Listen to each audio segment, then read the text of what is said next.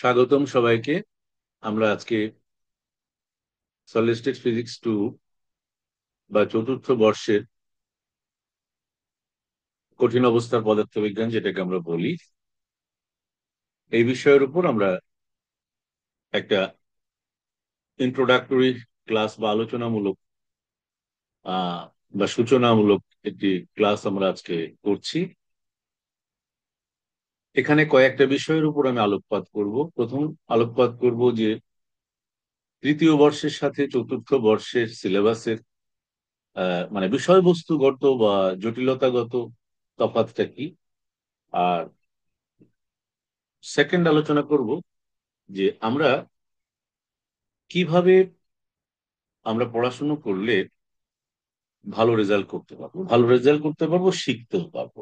এই দুটো জিনিস আমি তোমাদের আলোকপাত করব আজকে। খুব মনোযোগ দিয়ে কথাগুলো শোনো। আমি শুরুতেই একটু বলে রাখি, থার্ড ইয়ার পর্যন্ত তোমরা যেগুলো পড়েছো প্রত্যেকটা সাবজেক্টের বা বিষয়ে, সেটা হচ্ছে ইন্ট্রোডাক্টরি এবং মোস্ট ফান্ডামেন্টাল বেসিক গুলো নিয়ে আলোচনা করা হয়েছে। তার কিছু অ্যাপ্লিকেশন তোমরা পড়েছো। তবে হ্যাঁ, বেসিক বা ফাউন্ডেশনটা কিন্তু থার্ড ইয়ারেই হয়ে গেছে। ফোর্থ ইয়ারে ওই প্রিভিয়াস ফাউন্ডেশনের উপরে আমরা এখন উপরের দিকে যাব, অর্থাৎ অ্যাডভান্সড থট গুলো নিয়ে আমরা আলোচনা করব। সলিড স্টেট ফিজিক্স, যেটাকে আমরা বলি সলিড স্টেট ফিজিক্স, এটা আমরা কঠিন অবস্থার পদার্থবিজ্ঞান বলছি, কিন্তু যদি আমরা ভাস্ট সেন্সে বলি তাহলে এটার আসলে বৃহৎ ফিল্ডের নামটা হচ্ছে condensed matter physics. Condensed matter যখন আমরা বলবো তখন এর মধ্যে লিকুইড ফর্ম যেটা আছে বিভিন্ন তোমার, যেমন তোমরা শুনেছো লিকুইড ক্রিস্টাল, এ ধরনের কথাবার্তা শুনেছো, এই কনসেপ্ট গুলো সেখানে চলে আসে বৃহৎ অর্থে বললে। আর সলিড স্টেট যখন আমরা বলি তখন পদার্থের কঠিন অবস্থার যে ধর্মগত আহ বিষয়াবলী রয়েছে সেই জিনিসগুলো নিয়ে আমরা আলোচনা করি কঠিন অবস্থার পদার্থবিজ্ঞান বা সলিড স্টেট ফিজিক্স। তো এটার ফাউন্ডেশন যেমন ক্রিস্টাল স্ট্রাকচার তোমরা পড়েছো, ক্রিস্টালাইন নন ক্রিস্টালাইন ম্যাটেরিয়াল তোমরা পড়েছো, তারপরে ইলেকট্রন থিওরি পড়ে এসছো, তারপরে তোমরা ক্রিস্টাল বন্ডিং পড়ে এসছো, তারপরে এনার্জি ব্যান্ডের কনসেপ্ট পেয়েছো, এর মধ্যে সেমিকন্ডাক্টর সম্পর্কে পড়েছো, কন্ডাক্টর পড়েছো, ইনসুলেটর পড়েছো, ক্রিস্টালাইন অ্যামরফাস তফাৎটা কি সেটা পড়ে এসছো। এগুলো সব থার্ড ইয়ার আমরা পড়ে এসছি। এখন অ্যাডভান্সড জায়গাতে যখন যাচ্ছি তখন ওই যে বন্ডিং পড়েছি আমরা, এনার্জি লেভেল পড়েছি, এখন ব্যান্ড তত্ত্ব পড়বো।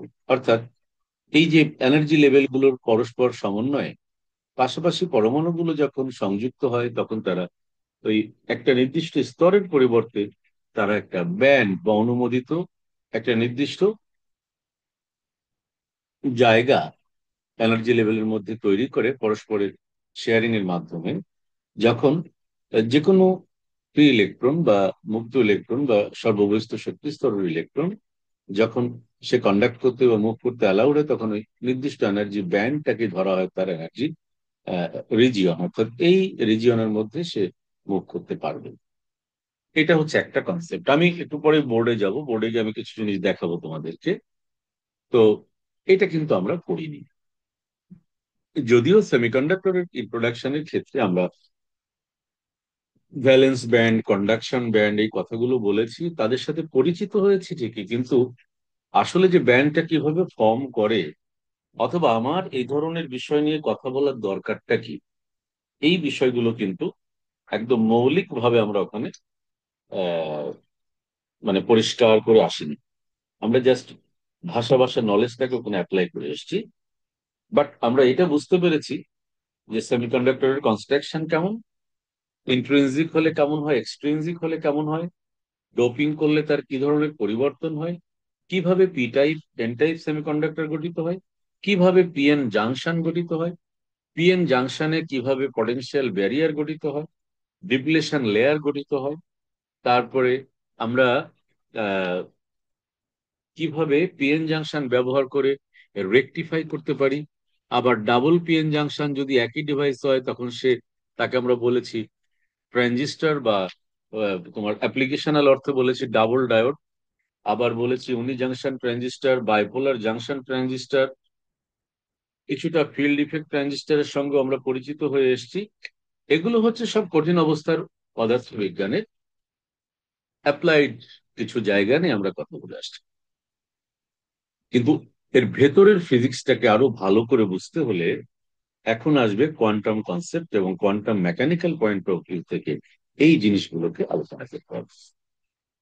তাহলে আমরা মোটামুটি মৌলিক যেমন কোয়ান্টাম মেকানিক্সেও তুমি আহ, যেটা থার্ড ইয়ারে পড়ে এসছো, একদম very basic quantum Schrodinger equation development, problem situation অনুযায়ী কিভাবে তার ইকুয়েশন সলভ করতে হয়, বাউন্ডারি কন্ডিশন কিভাবে অ্যাপ্লাই করতে হয়, one dimensional, two dimensional, one dimensional, three dimensional পটেনশিয়ালের যে কনসেপ্ট ছিল সেটা।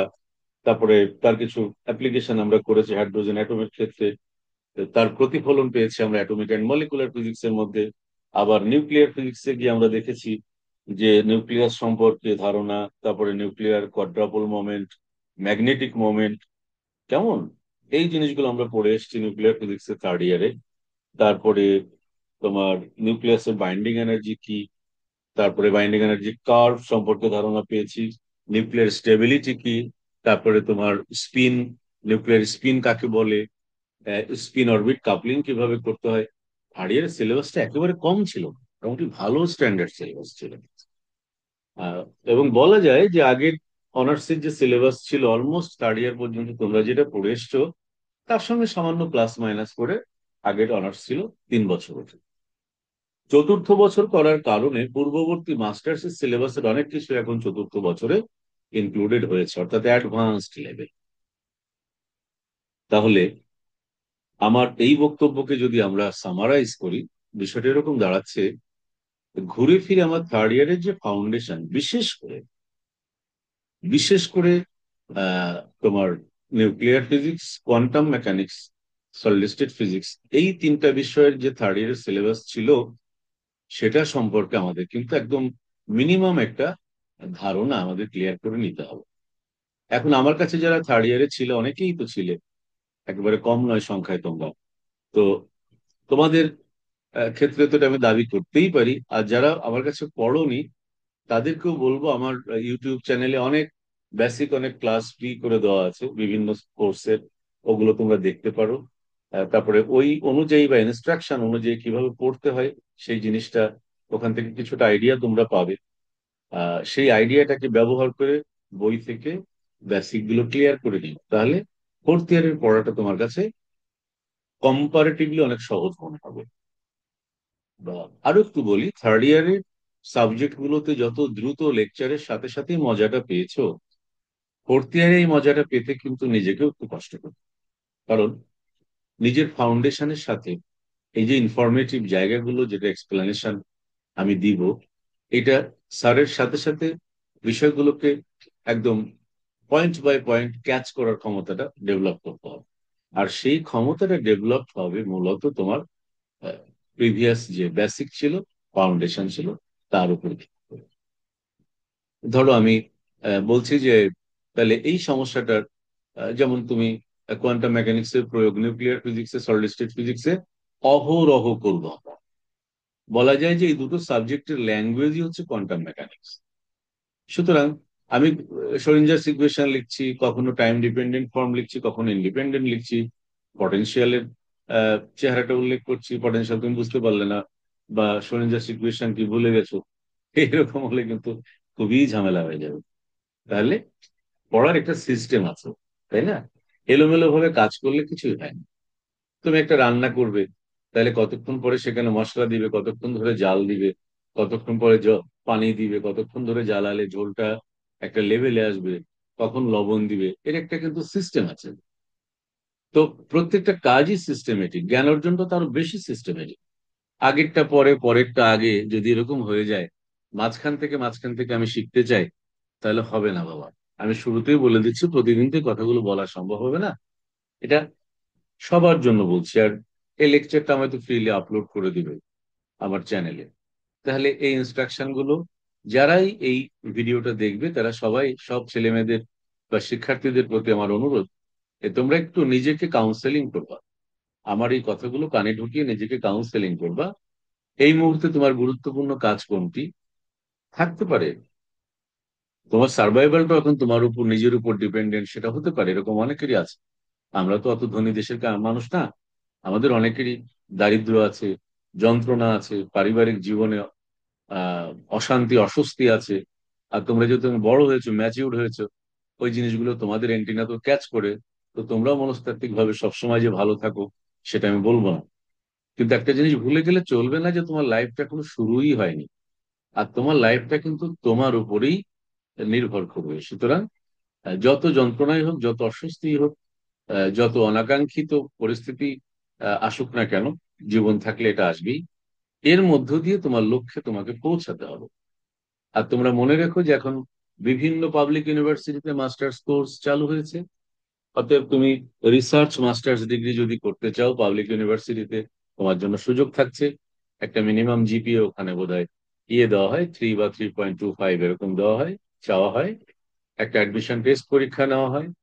এটা সব জায়গাতে চুয়েট, কুয়েট, বুয়েট, তারপরে আরো বেশ কিছু ইউনিভার্সিটিতে চালু করেছে। জাহাঙ্গীরনগরও বোধহয় করেছে আমি যতটুকু শুনেছি। ঢাকা ভার্সিটির বিষয়টা একটু জেনে দেখতে হবে, হলেও হতে পারে। তো আলটিমেটলি সব জায়গাতেই এই সুযোগটা চালু হবে। তোমার কি লাভ হবে? তোমার লাভ হবে পাবলিক ইউনিভার্সিটির মাস্টার্স, মানে তোমার জাতীয় বিশ্ববিদ্যালয়ের মাস্টার্স যে মূল্যহীন সেটা নয়, কিন্তু জাতীয় বিশ্ববিদ্যালয়ে থাকা অবস্থায় গবেষণা করার সুযোগটা কম পাওয়া যায়, আমি যতটুকু জানি। আর পাবলিক ইউনিভার্সিটি হলে গবেষণার মধ্য দিয়ে মাস্টার ডিগ্রিটা নিতে পারলে, যখন রিসার্চ মাস্টার ডিগ্রি হবে, পৃথিবীর যে কোনো জায়গাতে তুমি অ্যাপ্লাই করতে পারবে। এবং তোমাকে জাতীয় বিশ্ববিদ্যালয় থেকে পাশ করেছো না প্রাইভেট ইউনিভার্সিটি থেকে পাশ করেছো না কোত্থেকে করেছো, তার চেয়েও বড় কথা তোমার সিজিপিএ কত ছিল, এবং ওই যে রিসার্চটা করেছো তার পাবলিকেশন হয়েছে কিনা। ওই পাবলিকেশনটা অত্যন্ত গুরুত্বপূর্ণ। সুতরাং তোমার জন্য পৃথিবীর দরজাটা খুলে যাবে। তো সেই কাজগুলো সবই তুমি করতে পারবে যদি তোমার অনার্স পর্যন্ত বেসিক এবং রেজাল্ট ভালো হয়।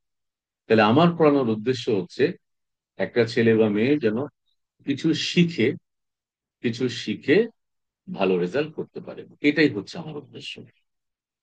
এই পর্যন্ত তোমাদের কোনো প্রশ্ন থাকলে করতে পারো।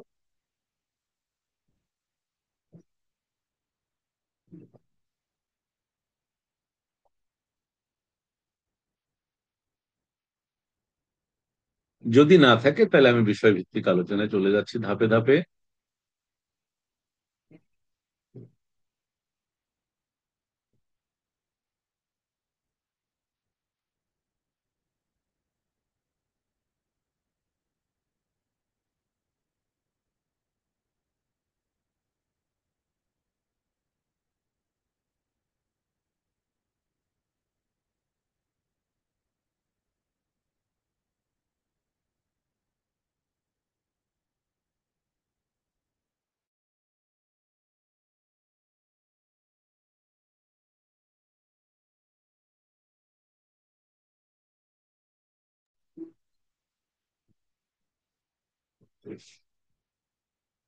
তাহলে আমরা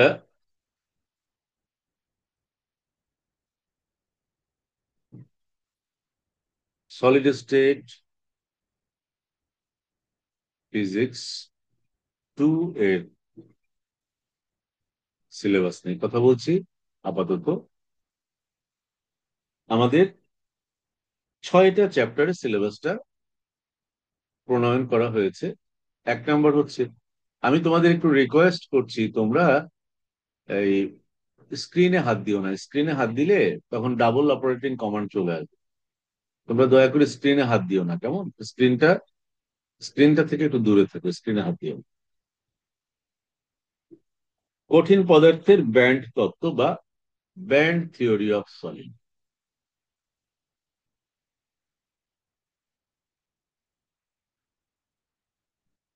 তারপরে হচ্ছে ফার্মি পৃষ্ঠ ও ধাতু। এটা খুবই গুরুত্বপূর্ণ একটা কনসেপ্ট, একটা unique concept. Throughout your career in solid state physics or condensed matter physics, you must have to have the concept on Fermi level, Fermi surface, and the relation or application in metal. তাহলে এই চ্যাপ্টারটা গুরুত্বপূর্ণ অবশ্যই। সেটা হচ্ছে Fermi surface and metals. Fermi surface and metals. 3 নম্বর চ্যাপ্টারটা হচ্ছে dielectric ধর্মাবলী বা পরাবৈদ্যুতিক ধর্মাবলী, যেটাকে বলা হয় dielectric properties. Dielectric properties. Dielectric তোমরা পড়েছো ক্যাপাসিটরের মধ্যে, যখন সেকেন্ড ইয়ারে ইলেকট্রিসিটি ম্যাগনেটিজম পড়েছো সেখানে ডাইইলেকট্রিক প্রপার্টিজ পড়েছো। আর এখানে আরেকবার পড়বে ইলেকট্রোম্যাগনেটিক থিওরি, বা আমরা যেটাকে বলি ক্লাসিক্যাল ইলেকট্রোডিনামিক্স। এই সাবজেক্টটি তোমরা আরেকবার পড়বে। তারপরে বারবার করে আমি আলোচনা করছিলাম সেমিকন্ডাক্টরস। সেমিকন্ডাক্টরস। তারপর আরেকটা চ্যাপ্টার বর্ধ পরিবাহী, আরেকটা চ্যাপ্টার হচ্ছে অতি পরিবাহিতা বা super conductivity. Super conductivity. Super conductivity. আর লাস্ট চ্যাপ্টার হচ্ছে ম্যাগনেটিজম বা চুম্বকত্ব। তা তোমার মনে হতে পারে স্যার ম্যাগনেটিজম আর কত পড়বো, এই ইলেকট্রিসিটি ম্যাগনেটিজমের মধ্যে তো ম্যাগনেটিজম পড়ে আসছি, আবার আপনি বলছেন যে ইলেকট্রোম্যাগনেটিক থিওরির মধ্যেও ম্যাগনেটিজমের ব্যাপারগুলো আমরা ইনক্লুড করব। হ্যাঁ, আরো অনেকবার পড়তে হবে, কারণ সবকিছু একবার আমরা পড়ি না বা পড়তে পারি না। একটা জিনিসের সূক্ষ্মাতি সূক্ষ্ম জায়গা থেকে বিশ্লেষণ করি। যেমন দেখো, আমি বললাম যে এই পুকুরটা তোমাকে আমি চিনিয়ে দিয়েছিলাম, জি স্যার আমি এটা চিনি। তারপরে বললাম এই পুকুরের পানি কেমন একটু দেখে আসো, তাহলে তুমি পানিটা দেখে আসলে। এবার আমি বললাম আসলে পানিটা তুমি দেখেছো, কালার দেখেছো, অথবা পরিষ্কার মানে এটা কি ক্রিস্টাল ক্লিয়ার নাকি আহ ভেতরে কোনো আবর্জনা আছে সেটা তুমি দেখেছো। আসলে পানির কন্টেন্টস কি সেটা একটু দেখো তো। পুকুর কিন্তু ঠিকই আছে, ওই পুকুরেই কাজ করছো তো, তুমি দেখলে। এখন বললাম যে ওর ভিতরে এলিমেন্টাল অ্যানালিসিসটা করো, কি কি এলিমেন্টের কন্টামিনেশন ওখানে আছে। তারপরে বললাম ওর সেডিমেন্টটা কেমন একটু দেখো, বা ওর তলদেশটা কেমন দেখো। তলদেশে কাদার মধ্যে কি কি পদার্থ আছে দেখো, কোনটা কত পার্সেন্ট আছে দেখো। দেখো পুকুর কিন্তু একটাই, ভালো করে লক্ষ্য করো, পুকুরটা কিন্তু একটাই। পুকুরটা তোমাকে চেনালাম, সেটা ছিল প্রাথমিক। তারপরে তোমাকে বললাম পানির ব্যাপারে বিশ্লেষণ করতে ধাপে ধাপে। তারপরে আসলাম সেডিমেন্ট। এবার সেডিমেন্টের মধ্যে আমি কন্টামিনেশন বের করতে বললাম, কোন পদার্থের কত পার্সেন্টেজ রয়েছে। এরপরে বললাম যে কারণটা বলো তো, পানিতে এরকম কেন, সেডিমেন্টে এরকম কেন, এটা কোত্থেকে আসছে, ব্যাকগ্রাউন্ড, কারণটা বের করো। তারপরে বললাম যে এগুলো কিভাবে আমরা কন্ট্রোল করতে পারি বা এটা এলিমিনেট করতে পারি, একটা উপায় খুঁজে বের করো। এবার জ্ঞান অর্জনের ধাপটা ক্লিয়ার হয়েছে তোমার?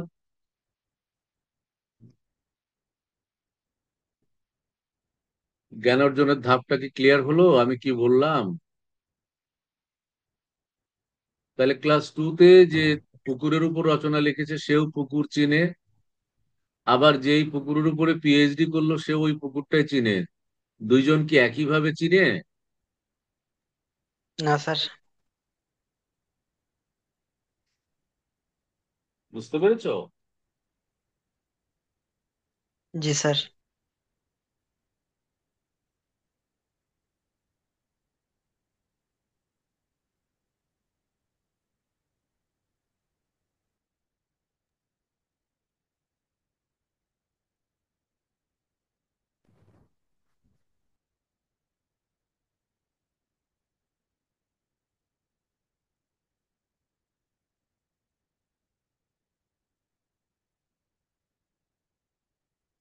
Band theory, Fermi surface, semiconductors, super conductivity, এই 4টা চ্যাপ্টার হচ্ছে ইন ফিউচার বা ইন অ্যাডভান্সড লেভেল এই দুটো কাজ করবে ফাউন্ডেশন হিসেবে। এইটা একটা ফিল্ড অফ রিসার্চ, এইটা একটা ফিল্ড অফ রিসার্চ, এইটা আর একটা ফিল্ড অফ রিসার্চ। যখন দেখবা nano magnetism subject, nano magnetic ম্যাটেরিয়ালের উপরে তুমি কাজ করছো, সুপার কন্ডাক্টিভিটি একটা field of research, semi conductors এটা ফিল্ড অফ রিসার্চ। এদের মধ্যে আবার ডাইলেকট্রিক প্রপার্টিজ এখানেও কাজে লাগতে পারে, এখানেও কাজে লাগতে পারে, এখানেও কাজে লাগতে পারে। তাহলে আমরা পরীক্ষায় প্রিপারেশন, একটা কথা বারবার বলছি, কখনো প্রশ্ন সাজেশন করা যাবে না। যেটা কম্পালসারি আমরা পড়বো সেখান থেকে প্রশ্ন সাজেশন করা যাবে না। এই কম্পালসারি চ্যাপ্টার হচ্ছে চারটা: band theory, Fermi surface, semiconductors, super conductive. আর ডাইইলেকট্রিক প্রপার্টিজ এটা হচ্ছে প্রপার্টি রিলেটেড একটা চ্যাপ্টার, ম্যাগনেটিজম এটাও একটা প্রপার্টি রিলেটেড চ্যাপ্টার।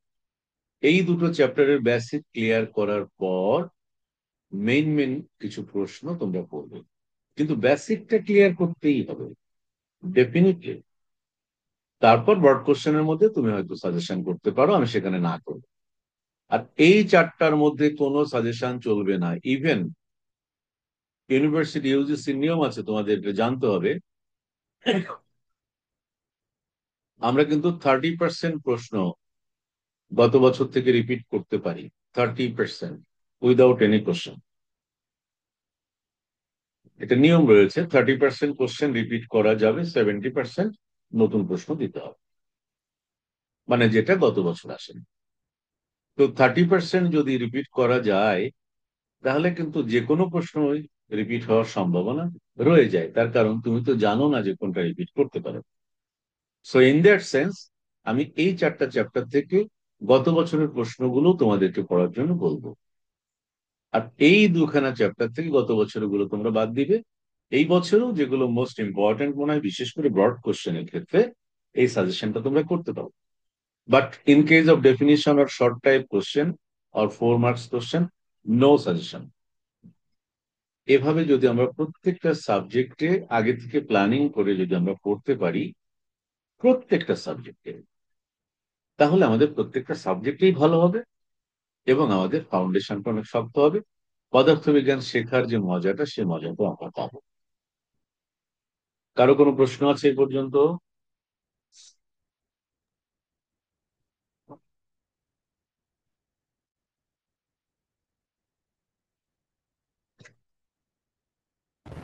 না স্যার।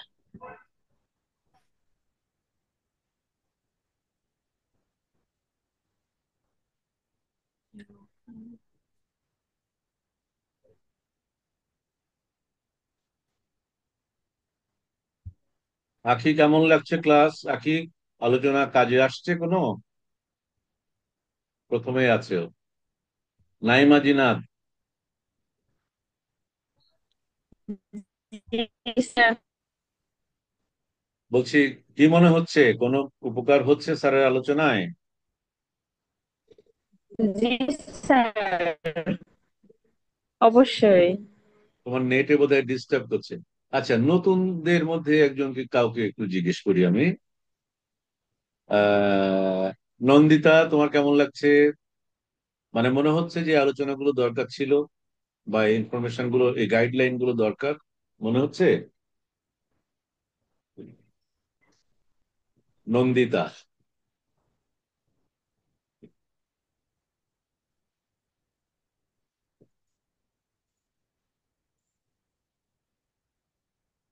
কোনো কারণে মনে হয় শুনতে পাচ্ছে না। আহ নুজহাত, নুজহাত ইমাম, জি স্যার। তোমার কেমন মনে হচ্ছে আমরা যে পদ্ধতিতে পড়ছি, এই যে হোয়াইট বোর্ড, বইয়ের পিডিএফ, বোর্ডে লেখালেখি স্যার, কথা, কেমন মনে অ্যাকচুয়ালি হচ্ছে? ভালোই লাগতেছে, মনে হচ্ছে যে এভাবে পড়লে মনে হয় এবার ফোর্থ ইয়ারটা ঠিক মতো দিতে পারবো। না, তুমি যে অনলাইনে বসে পড়ছো, এরকম একটা স্যারের থেকে খুব বেশি দূরত্ব মনে হচ্ছে তোমার? না স্যার।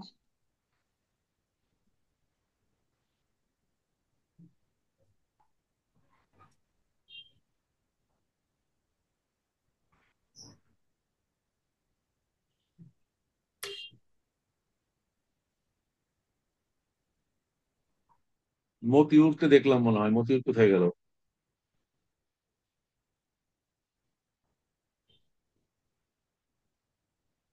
অপ্পো A15s, এটা কে? Oppo A15s।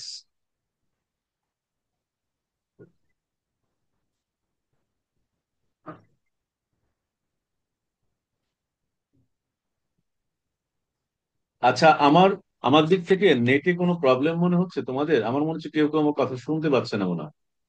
রিদি, আমার কথা শুনতে পাচ্ছ রিদি? হ্যাঁ স্যার, হ্যাঁ স্যার, কথা স্যার একদম ক্লিয়ার। Thank you. তাহলে ওরা রেসপন্স করছে না কেন? গিয়াসউদ্দিন, শুনতে পাচ্ছ গিয়াস? জি স্যার, ক্লিয়ার আছে স্যার। তাইমা সেলিম? জি স্যার, সালাম আলাইকুম। ওয়ালাইকুম আসসালাম, কেমন আছো তুমি? স্যার আলহামদুলিল্লাহ ভালো আছি, আপনি কেমন আছেন? এই তো আছে। পরীক্ষা ভালো হয়েছে? স্যার জি স্যার আলহামদুলিল্লাহ মোটামুটি। তুমি তো কিছু ঝামেলায় ছিলে মনে হয়, মাঝখানে আমাকে বলেছিল। যাক, তারপরেও ভালো হবে, ওভারঅল ভালো হবে। রিজওয়ান আহমেদ রিজভী, শুনতে পাচ্ছ আমাকে?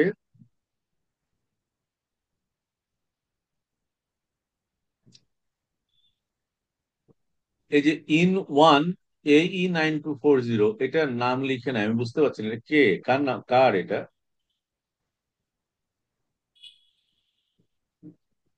রিজওয়ান আহমেদ রিজভী, তুমি আনমিউট করো বাবা, আনমিউট না করলে তুমি শুনতে পাবো না। রিজওয়ান আহমেদ রিজভী,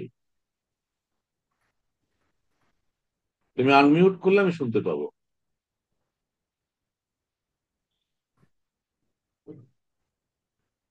ও বোধহয় বুঝতে পারছে না। যাই হোক, যারা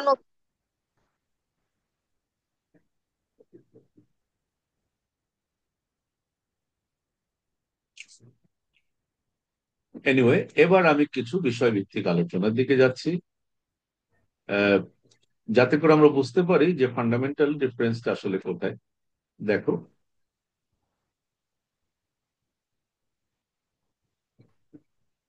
তোমাদেরকে রিকোয়েস্ট করেছিলাম যে তোমরা ইয়ে করো না, স্ক্রিনে হাত দিও না, কারণ স্ক্রিনে হাত দিলেও তোমার ওই টাচটাও সে কাউন্ট করে, বুঝতে পেরেছো? স্ক্রিনে হাত দিলে প্রবলেম।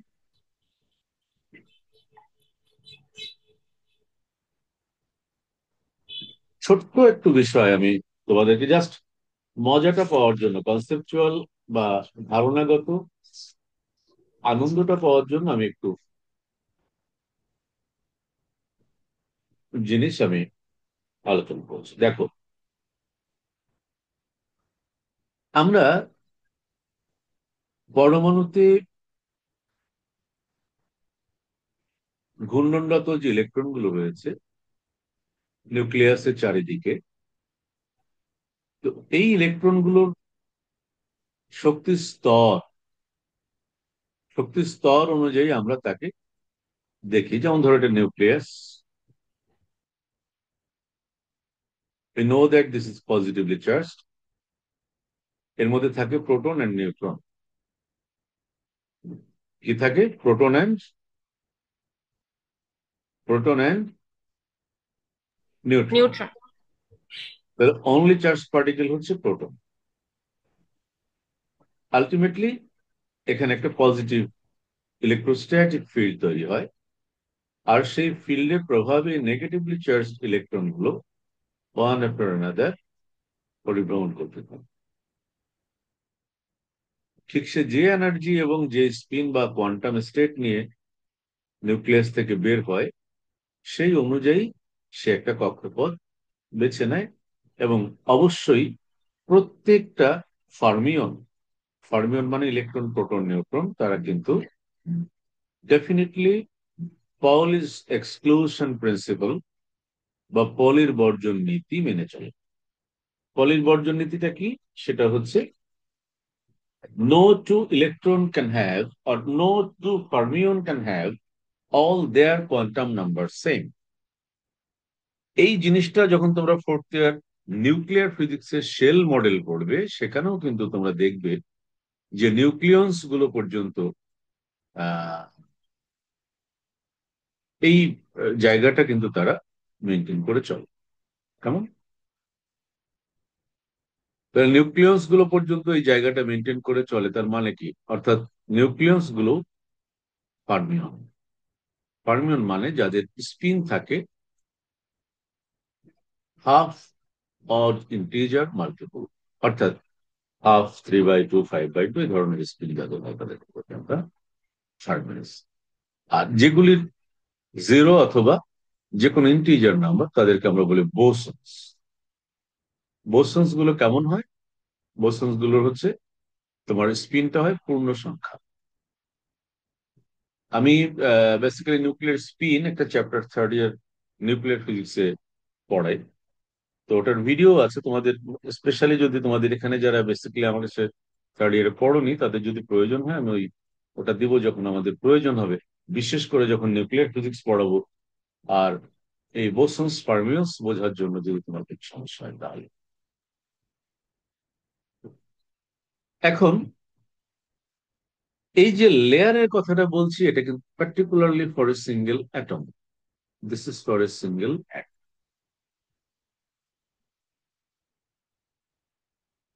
অ্যাটম। তার মানে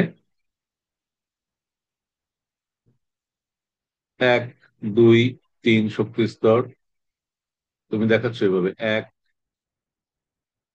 2, 3, এটা হচ্ছে শক্তি স্তর। শক্তি স্তর। তুমি যে বিল্ডিং এ থাকো সেই বিল্ডিং এর ফ্লোর গুলো একটু চিন্তা করো।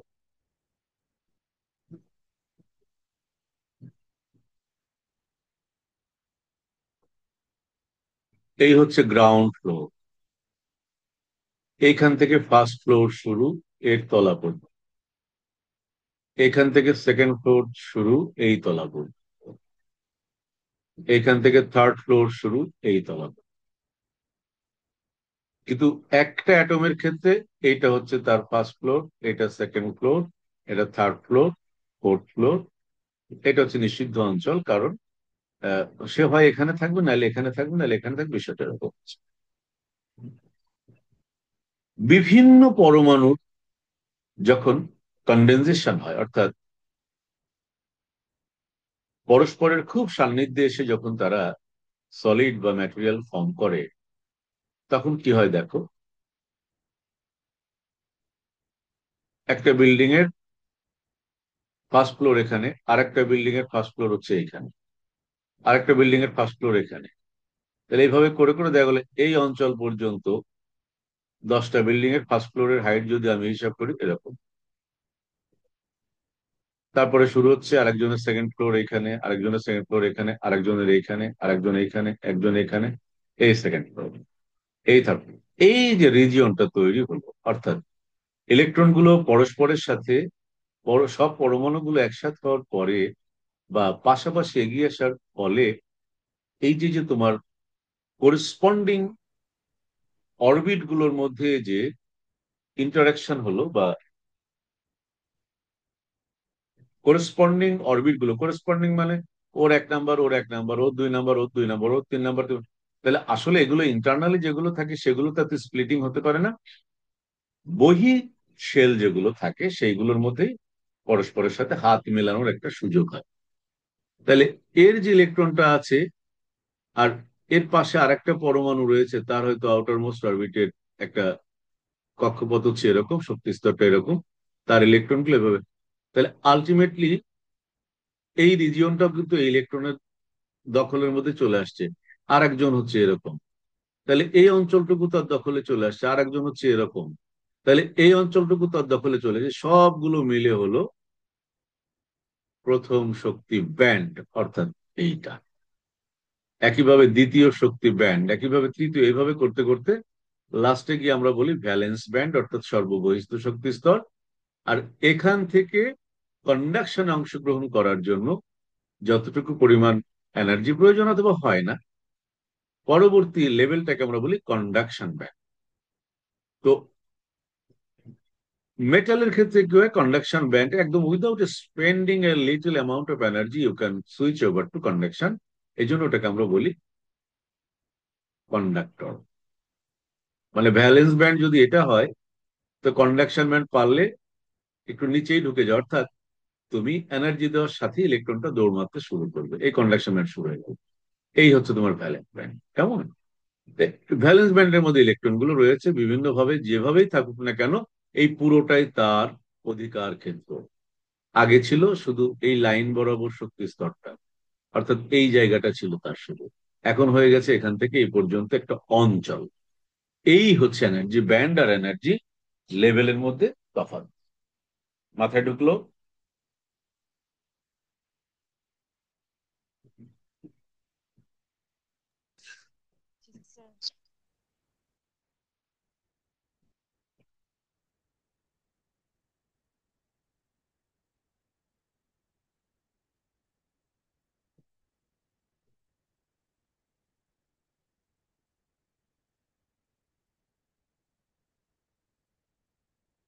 সবার কাছে কি জিনিসটা ক্লিয়ার হয়েছে? মানে আগে কি এভাবে ভেবেছো কখনো যেরকম হতে পারে পদার্থের ক্ষেত্রে? সবুজ,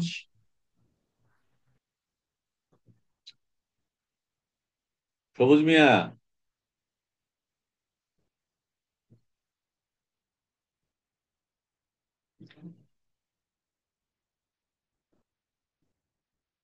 তাসনিয়া করিম জেরি, জি স্যার। বুঝতে পারছো? লেকচার বুঝতে পারছো? শোনা যাচ্ছে কথা? হ্যাঁ স্যার। এই আইডিয়াটা কি ক্লিয়ার হয়েছে? শক্তি স্তর জি এবং স্যার। শক্তি ব্যান্ডের তফাৎটা কি?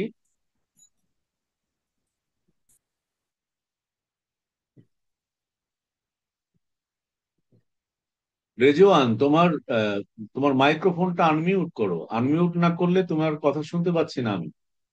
আমি তোমাকে দেখতে পাচ্ছি অনেকক্ষণ থেকেই, কিন্তু তোমার কথা শুনতে পাচ্ছি না। রেজওয়ান আহমেদ রিজভি, তুমি আনমিউট করো। হ্যাঁ, এখন কথা বলো। এখন করছি কথা স্যার। বলো। এখন কথা বলো, শুনতে পাচ্ছি। হ্যাঁ, ক্লাস ফলো করছো? শুনছো? ক্লাস শুনছো? জি স্যার, শুনছি স্যার। দেখা যাচ্ছে? বোর্ড দেখা যাচ্ছে? জি যাচ্ছি স্যার। আচ্ছা, কেমন লাগছে তোমার কাছে? স্যার ভালো লাগছে স্যার। এই কনসেপ্ট গুলো কিন্তু বই পড়ে রিড আউট করতে পারবে না, কারণ ধরো আমি যেভাবে যে চিত্রটা এখন এঁকেছি এখানে, বা যে কনসেপ্ট গুলোকে আমি হোয়াইট বোর্ডে প্লট করে তোমাকে বোঝানোর চেষ্টা করেছি, তো বইয়ে তো আসলে এইভাবে এত কিছু তো বলা সম্ভব না, তাই না? আর এই জন্য টিচার প্রয়োজন। জি তো স্যার। তোমাকে হয়তো আমি দুটো বই দেখাচ্ছি এখানে, আমাকে তো 10টা বই পড়তে হয়েছে, বা আমার কাছে প্রচুর ইংলিশ ভার্সন বই রয়েছে যেগুলো আমরা রিসার্চ স্টুডেন্টদেরকে প্রোভাইড করি, অথবা আমরা ছাত্র জীবনে পড়েছি। আমাদের সময় তো বাংলা মিডিয়াম ছিল না, পাবলিক ইউনিভার্সিটিতে এখনো নেই বোধহয়। তো যাই হোক, এইভাবে প্রত্যেকটা কনসেপ্ট ক্লিয়ার করতে হবে। এখন যেটা দাঁড়ালো সেটা হচ্ছে, আমি আজকে যে কাজটা করলাম তোমাকে জাস্ট সেলফ রিয়েলাইজেশনের জন্য বলছি, সবাইকে বলছি। এই আইডিয়াটা মাথার মধ্যে নিয়ে এবার তুমি ফার্স্ট টপিকটা পড়ো। রিজওয়ান কোন কলেজে পড়ো? তো আমি নয় ভিক্টোরিয়া কলেজে পড়ি। ও, তুমি আমার সাথে কন্ট্যাক্ট করেছিলে বোধহয়, না? জি স্যার। আচ্ছা আচ্ছা, ভেরি গুড। নড়াইলে তোমার বাড়ি কোথায়? স্যার আমার বাসা হচ্ছে ঝিনাইদহ, কিন্তু আমি থাকি স্যার নড়াইলে, ভিক্টোরিয়া কলেজে পড়ি। আচ্ছা, আমি কিন্তু এই নড়াইল শহরের ছেলে, আমার মাতৃভূমি নড়াইল। আচ্ছা।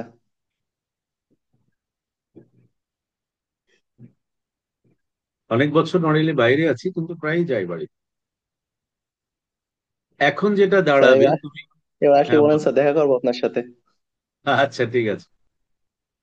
তোমাদের একজন স্যার আছেন না, আরিফ? জি স্যার, আরিফ স্যার আছেন।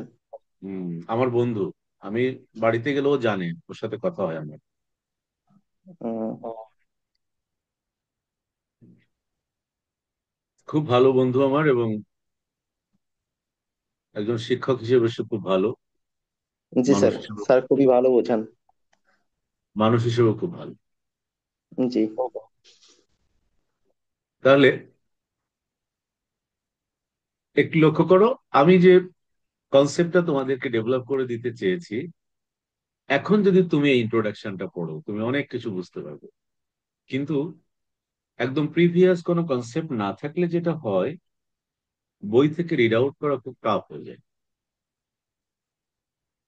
এই যে শক্তি স্তর থেকে শক্তি ব্যান্ড গঠন, আমি তোমাকে বলছি বারবার, তুমি একটু মনোযোগ দাও আমার কথার দিকে। আমার এই লেকচারটা তুমি কয়েকবার দেখো, এবার তুমি দেখো পড়ে তুমি সেলফ রিড আউট করতে পারো কিনা। তোমার মানে উইদাউট মাই হেল্প, আমি তো একটা ইন্ট্রোডাক্টরি এবং কনসেপচুয়াল একটা লেকচার দিলাম, এইটা মাথায় রেখে তুমি জাস্ট দেখো যে স্যার যা বলেছেন সেটা আসলে আমি বুঝতে পারছি কিনা। এখানে অবশ্য কোয়ান্টাম মেকানিক্যাল ওয়েভ ফাংশনের কনসেপ্টটা এখানে ডেভেলপ করা হয়েছে, সেটা কোনো সমস্যাই না, কারণ আমরা তো অ্যাকচুয়ালি বস্তুর ভেতরের আলোচনাটা তো কোয়ান্টাম মেকানিক্যালি ছাড়া আমাদের করার কোনো উপায় নেই, তাই না? শক্তি স্তর থেকে কিভাবে শক্তি ব্যান্ড গঠিত হয় বর্ণনা করো। আবুল হোসেন স্যার এইভাবে অ্যাপ্রোচ করলেন। আবার মকসুদ আলী স্যার ইন জেনারেল ডিসকাশনটা করলেন। এখন তুমি দেখবে যে দুটোই এক, চেহারা দুই রকম হলেও দুটোই এক। এই দুটোই যে এক জিনিস, এইটা বোঝার জন্য দরকার হচ্ছে তোমার কনসেপচুয়াল একটা ক্লিয়ার একটা জায়গা। আমি সেটা চেষ্টা করেছি আজকে, এবং তোমাদেরকে প্রত্যেক দিনই, যদি আমি বেঁচে থাকি এবং কন্টিনিউ করতে পারি তোমাদের সঙ্গে, প্রত্যেকটা লেকচারই ঠিক এভাবেই আমি চেষ্টা করব ক্লিয়ার করতে। প্রত্যেকটা টপিকের ব্যাকগ্রাউন্ডটা জানতে হবে, তার কেন এটার প্রয়োজন সেটা জানতে হবে, এবং কিভাবে আমরা সেটা করেছি সেটা জানতে হবে।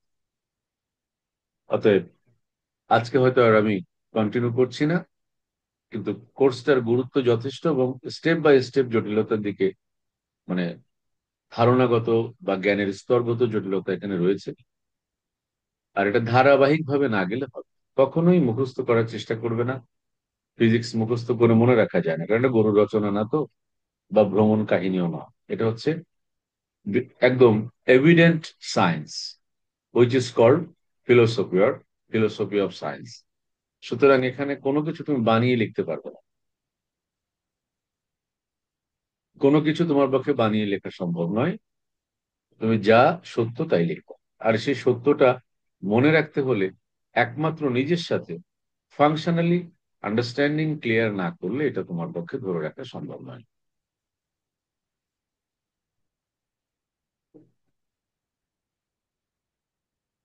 তাহলে আজকে রাখছি। সবাই ভালো থেকো, সুস্থ থেকো।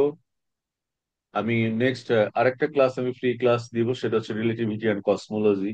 কসমোলজি যে সিলেবাস রয়েছে সেটার উপরে আমি, এই তিনটা কোর্সই তো আমরা প্রথমে শুরু করছি। তাহলে আমরা নেক্সট ক্লাসটার ডেট আমি কাল পরশুর মধ্যেই জানিয়ে দেবো। এটা মোস্ট প্রবাবলি রবিবার বা সোমবার হতে পারে। এবং আগামী সপ্তাহ থেকে আমরা খুব স্মুথলি এবং কন্টিনিউয়াসলি আমরা কোর্স শুরু করে দিব। সময়টা অনেকখানি দেরি হয়ে গেছে, গত বছরের সাথে যদি আমরা তুলনা করি তাহলে আমাদের শুরু করতে অনেক দেরি হয়ে গেছে, কারণ গত বছর এই সময় ওদের প্রায় এক চ্যাপ্টার করে শেষ হয়ে গেছে প্রত্যেকটা কোর্সে। তো তোমরা যারা আগ্রহী আছো খুব দ্রুত নিশ্চিত করে। আর হয়তোবা ফ্রি ক্লাস একটা ক্লাস সবাই পাবে, সেটা হচ্ছে রিলেটিভিটি অ্যান্ড কসমোলজি, এটার উপর। তোমাদের কারো কোনো প্রশ্ন আছে? কেউ কিছু জানতে চাও?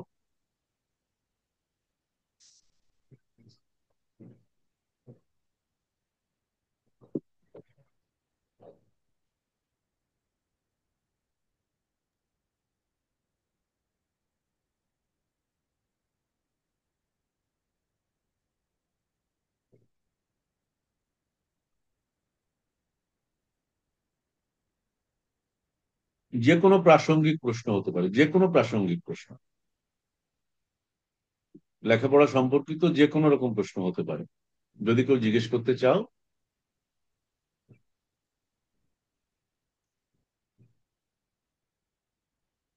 মতিউর, শুনতে পাচ্ছ?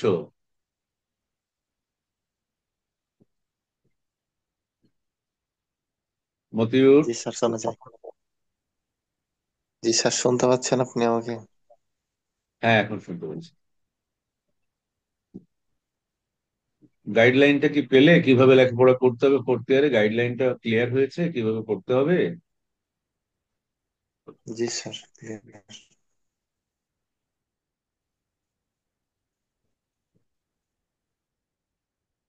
নুজহাত, নন্দিতা, তোমরা কিছু বলবে বা কিছু জানতে চাও? স্যার এখন আপাতত প্রশ্ন নেই। আমি খুব ছোট্ট কিন্তু খুবই গুরুত্বপূর্ণ এবং সূক্ষ্ম একটা টপিক আলোচনা করেছি, কিন্তু কিভাবে স্তর থেকে ব্যান্ড হয়, এটা কি ক্লিয়ার হয়েছে? জি স্যার। তুমি নন লিনিয়ার ল্যান্ড, যেটাকে আমরা পাহাড়ি বা টিলা জাতীয় জমিতে যদি আমরা দেখি, বিভিন্ন জায়গাতে একটা একটা করে বিল্ডিং রয়েছে, প্রত্যেকটা বিল্ডিং এর একতলা, প্রত্যেকটা বিল্ডিং এর দুইতলা, প্রত্যেকটা তিনতলা, তুমি স্কেল ধরো, দেখবা যে তাদের মধ্যে একটা ভেরিয়েশন রয়েছে। এবং সব থেকে নিচুটার একতলা থেকে সব থেকে উঁচুটার একতলা পর্যন্ত তুমি যদি একটা ব্লক দাও, তাহলে দেখবা ওই অঞ্চলটুকুকে তুমি কিন্তু একতলাই বলবে। So this is band, the concept of band. পাশাপাশি যখন তুমি নিয়ে আসবে, পরমাণুগুলোর ক্ষেত্রে বিষয়টা এরকম, ওদের মধ্যে যে ইন্টারাকশনটা হয়, হ্যাঁ, ইন্টারাকশনের ফলে সবাই পরস্পর তাদের মিউচুয়াল এনার্জি স্তরগুলোকে এক ধরনের স্প্লিটিং হয়। মানে আমরা যদি আর একটু ভালো বাংলা বলি, ভেঙে যায়, ভেঙে গিয়ে তারা পরস্পরের হাত ধরে একটা কমন জায়গা তৈরি করে। কমন জায়গাটার নাম হচ্ছে ব্যান্ড।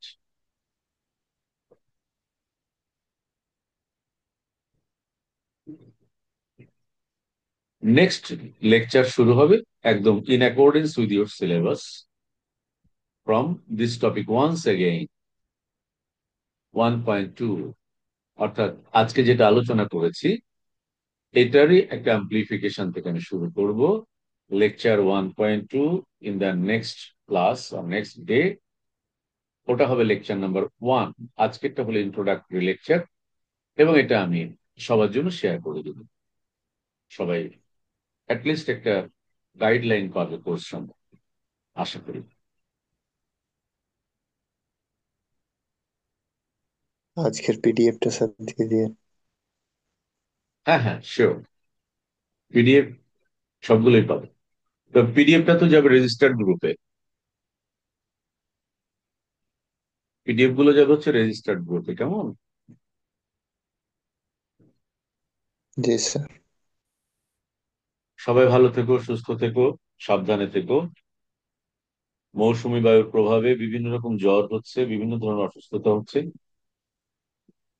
এটা ভোগান্তিটা খুব মারাত্মক দেখতে পাচ্ছি যাদের হচ্ছে। সবাই সাবধানে থাকবেন। শুভরাত্রি। শুভরাত্রি স্যার। সবার কল্যাণ হোক। নমস্কার শুভরাত্রি। স্যার।